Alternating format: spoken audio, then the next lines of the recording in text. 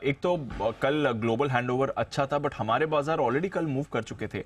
But जिस तरह की मूव आई, और स्पेशली अनिल जी देखिए, पहले 1 घंटे में थोड़ा पॉजिटिव थे, उसके बाद डिप आया, उस डिप के बाद सस्टेन्ड अप ट्रेंड रहा है। एक भी बार आपने उसके बाद हल्का सा भी डिप नहीं देखा है बाजार में। आज के बाजार की सबसे खास बात क्या है मालूम दीप जी, यही डिप जिसकी आप बात करें, जिस डीप की बात जिस डिप की बात डीप कर रहे हैं वो इसके काफी डीप मतलब है।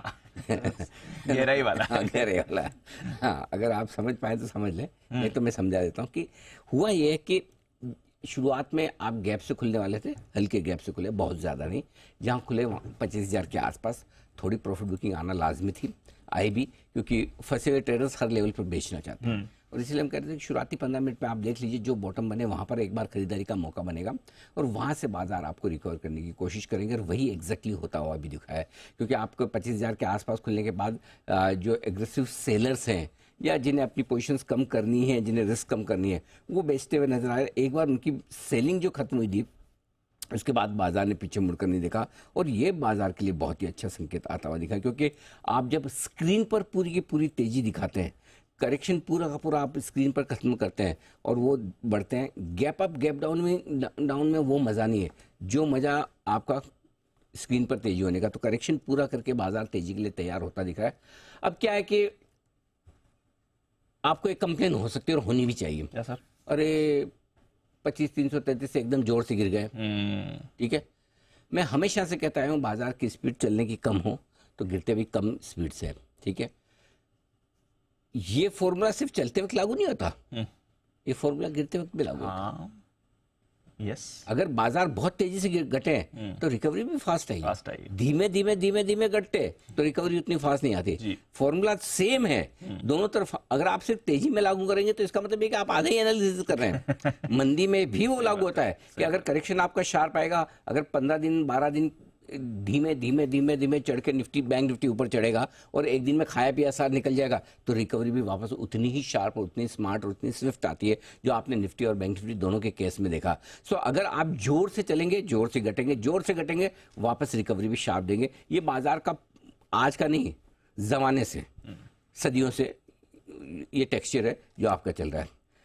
अच्छी बात क्या है, निफ्टी बैंक निफ्टी दोनों में अच्छे सपोर्ट लेवल से रिकवरी आई। अच्छा सपोर्ट लेवल क्या, 24,900, 51,000 के ठीक नीचे 50,950, दोनों ही अच्छे लेवल जहां से निफ्टी को और बैंक निफ्टी को आज इंट्राडे में सपोर्ट मिला है। तो अब निफ्टी के लिए बहुत क्रिस्टल क्लियर है, 24,925 25,000 आज के लिए एक मजबूत सपोर्ट लेवल अब बन के तैयार हो चुका है। और बैंक निफ्टी के लिए और पहले निफ्टी का ऊपर का लेवल बता दूं, 25,200 275 की यात्रा करने को बैंक निफ्टी आज और कल में तैयार होता हुआ दिखेगा।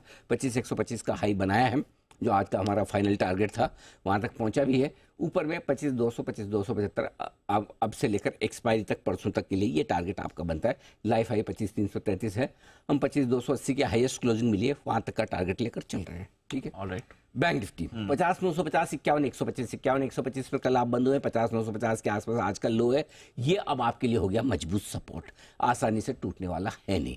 और ऊपर में पहले 51,350 के ऊपर आज बंद होना जरूरी है। अगर बंद हुए तो ब्रेकआउट की कोशिश करेगा, ठीक वैसा ही जो पिछली बार मिला था, 51,350 पे एक दिन बंद हुआ, दूसरे दिन 51,440 और तीसरे दिन 51,690, 3 दिन बंद हुआ और उसके बाद चौथे दिन आपकी पिटाई होगी। Yes sir. ठीक है, अब अगर वापस से आप 51,350 के ऊपर बंद होकर चलने की कोशिश करते हैं तो पहला मजबूती का संकेत वहां से आएगा, और 51,750 जो इस पूरे रनअप में आपने हाई बनाया है 3 तारीख को, वो पार करेंगे तो फिर बात ही कुछ और होगी। फिर तो बैंक निफ्टी की लीडरशिप फिर से आने लगेगी।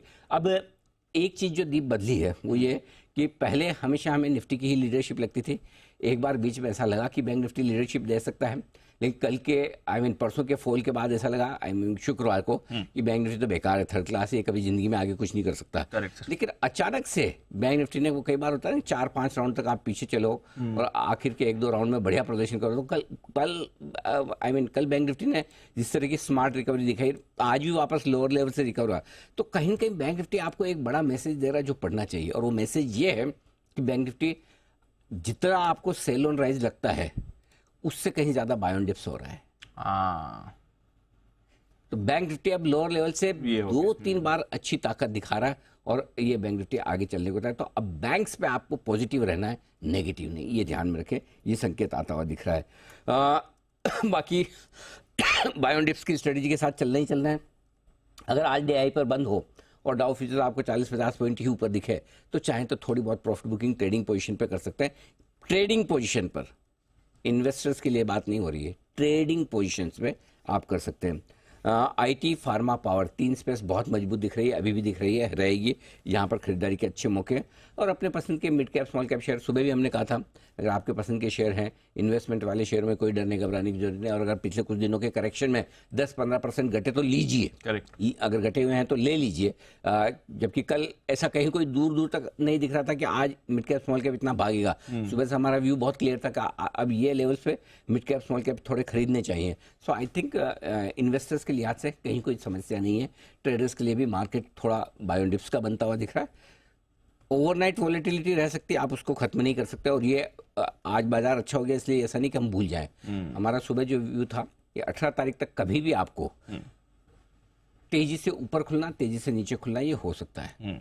इसकी तैयारी रख के जाना। तो इसके लिए करना क्या है, ओवरनाइट पोजीशन में एक ही चीज ध्यान में रखनी है, कहाँ खुलेंगे, कितना ऊपर नीचे खुलेंगे, ये जानने दिमाग लगाने की कोशिश भी मत करिए।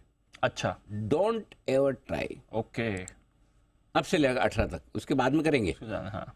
तो क्या करना है, करना है कि आपको कितनी पोजीशन रखनी है। आपका रिस्क मैनेजमेंट ये होना चाहिए कि अगर उसमें 2 टुकड़ों में आपको रिस्क मैनेजमेंट करना है। पहला, think for the best, prepare for the worst.